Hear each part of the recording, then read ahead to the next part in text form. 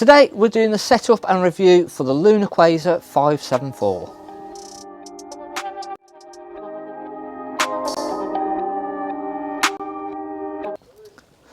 On the near side we've got a wet locker, so we've just got a little locker and we've got an external 240 volt socket in there for power into the awning. Our front locker, we've got our gas connection. We're set up for propane, so we've got the red gas bottles. It's the hand wheel, so you don't need a spanner, and it's just reverse thread, and that just does hand tight. So we're set up on the Alco chassis, so we've got our 13 pin electrics for the towing, we've got the Alco AKS,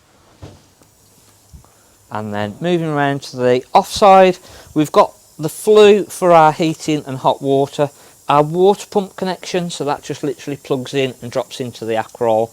There is little filters that you can replace on the top here, so if you do use the water for drinking, there is little cartridges that you can get from Truma, and they will just be replaceable, and then just tighten that cap back up.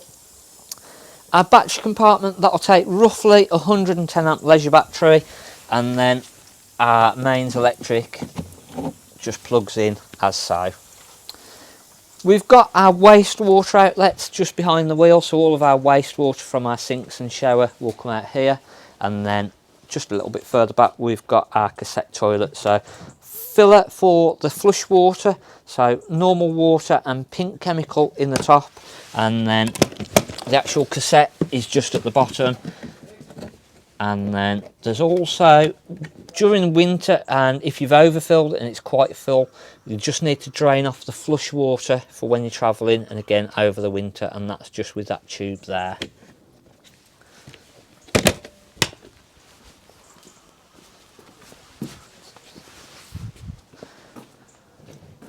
Back to the near side, we've got underbed storage from the locker here, and we'll just pop the awning light on.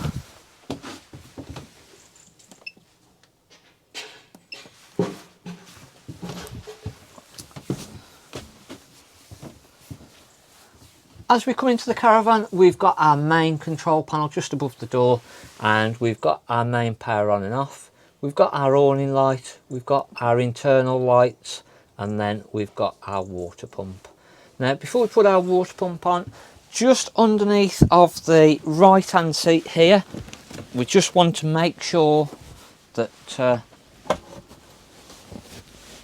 the drain off valve for our hot water, or our water system, is in the correct position. So the little yellow tap here is for our drain off. Now in the winter, or if we're going to have any frosts, we're going to want to put that into the upright position, open all of our taps, and that will drain the water system down for you. But when we come back in, we just need to make sure that's back in the flat position as it is now.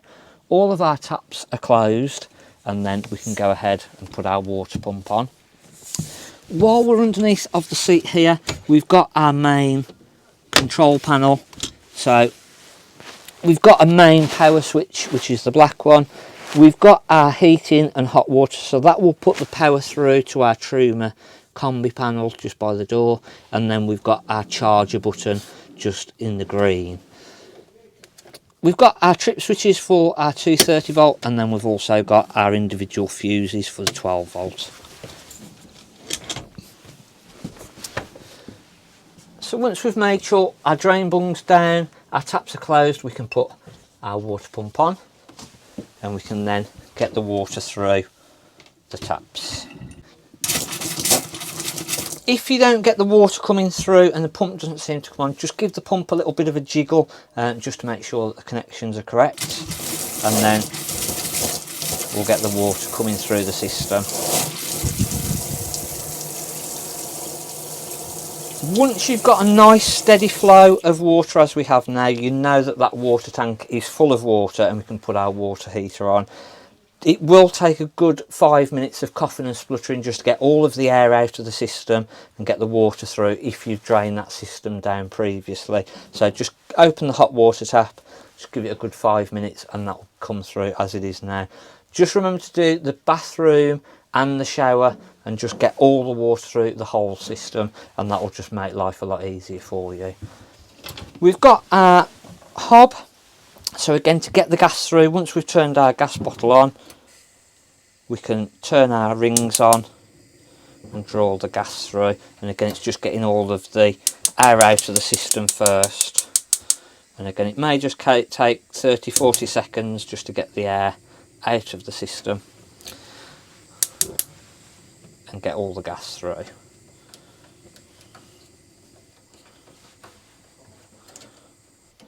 We have also got an electric ring at the back, so our first control dial, and that will put our electric ring on. With all either gas or the electric, we just need to make sure that once these have been turned off, it's all cooled down sufficiently before we put the glass lid down. So we've then got our grill.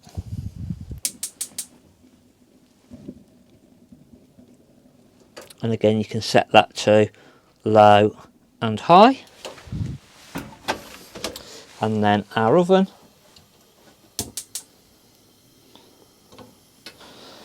Just one thing to always make sure that our shelves, this little pip out, that should always be to the rear of the oven. So if you take the shelves out to clean, etc., always just make sure that they go in the correct way, and that will then not be able to flap around and be quite stable, and you'll be able to put food on and bring that out and it's not going to fall off. So once we've got the gas through the system, our other items like our fridge and our heating system, they'll all light up a lot quicker on the gas then. For our fridge, we've got a main on and off button. It will automatically go out to the gas, and again after about 10-15 seconds you might just hear it clicking and then just the burning sound of the flame. To adjust the temperature on whichever setting that we've got a little thermostat here, and again we can then set the temperature with that. If you wanted to use this then on 230 volt electric, we just press our plug, and if we'd got all 13 pins on the plug for the towing and we had got that wired on the car, we can run it on the battery off the car as we're travelling, and again when you start the engine on the car we'd get the little warning light go as it just turns over and runs from the battery from the car. It won't freeze down on the car like it will on the gas or electric, but it will just keep it cool as you're travelling. And again we've got our main on and off button, and that'll just turn everything off. Our heating system then, so again we just make sure that we've put the orange button on underneath of the seat on that control panel, and then that will give us the little plug symbol just to indicate that we've got power coming through. We can then press our main button in the middle, and we've then got our internal heating. So from off we can set our temperature to where we want that. We press it again. We've then got our hot water, and we've got off, eco, hot and boost. So again, normal use you'll use that in hot. If you just come into the Caravan and you want to get the hot water warmer a bit quicker, you can run it on boost for about 30 minutes and then it will automatically go back over to hot. If you're on a low power site and you want it on an eco setting just to use not as much power, you can pop that into the eco. And then the next one along, we've got our selection of either gas, a mix of gas and electric, a mix of gas and electric on a higher setting, electric 1 and electric 2. We can then select which one that we want, and again on the top then that will tell us that we've got electric 2, our hot water's working, and also then the little flame indicates that our heating inside of the Caravan is also working. We have also got the option then at the very end, our fan, to put our blown air heating around. So we've got an eco setting and a high setting, and again we can then select which one that we want that on to put our blown air around. For an evening, through the night, etc., we may want to use that on the eco setting, and again if it's really cold and you really want the air to come through a bit quicker, we can put it on the boost as well, and that will just blow a little bit quicker. We have also got an option on here, if it was a hot day and we wanted just cold blown air around the system, we can go in and turn all of our other systems off, so our heating and hot water off, go back into our fan, and it will then say off or vent.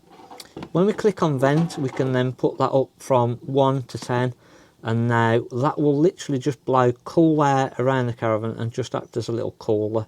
It won't freeze then, it's not an air conditioning unit, but it will just blow cool air around the caravan for you just on those hotter days.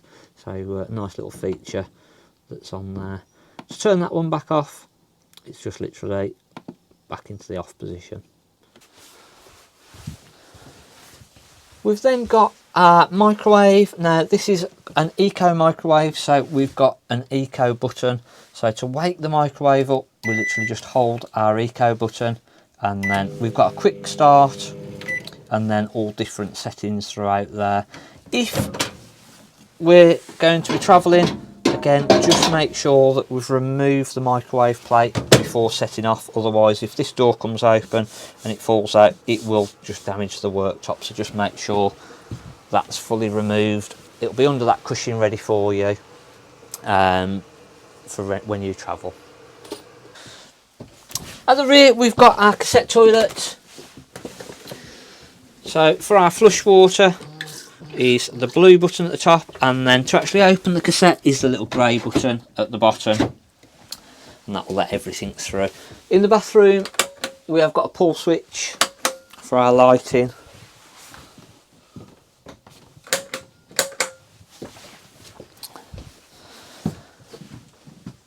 Hopefully we've gone through all of the setup and operation for the Lunar Quasar 574. If there is anything that you get stuck with, just give us a call and let us know. Thanks, I'm Mark at the Caravan Place.